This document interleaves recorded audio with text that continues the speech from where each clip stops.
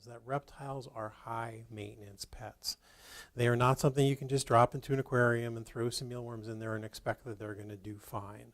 In the wild, they live under very specific conditions in terms of temperature and humidity. So it is so important that when people keep them, they have to be kept at those temperatures and humidities because they do not generate their own body heat.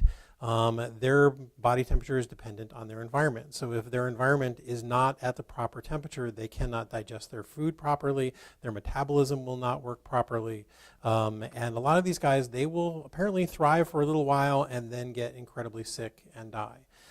Spike here had metabolic bone disease before he was surrendered to us. He was on a diet that was too low in calcium, so it affected his lower jaw. He has a hump in the tail part of his spine here. His front feet are deformed slightly because of an improper diet for too long a period of time.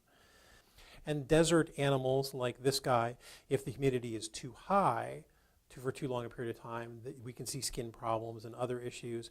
And then reptiles that should be at a high humidity, if they're at too low a humidity for too long a period of time, they can also have significant issues. Pretty quick. For a deformed lizard.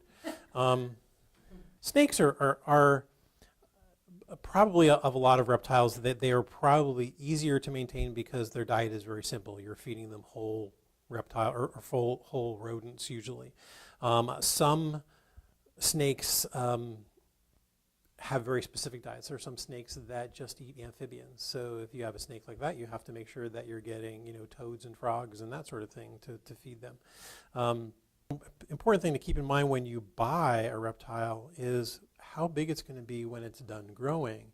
Spike is pretty much close to his adult size or his full size. He is several years old. Again, since he was a rescue, I don't know entirely how old he is. But, it's one thing to buy something like this that is not going to be huge, to buy an iguana that you buy at 6 inches long without realizing that it will grow to 6 feet long and not necessarily be very friendly. Those are things to keep in mind.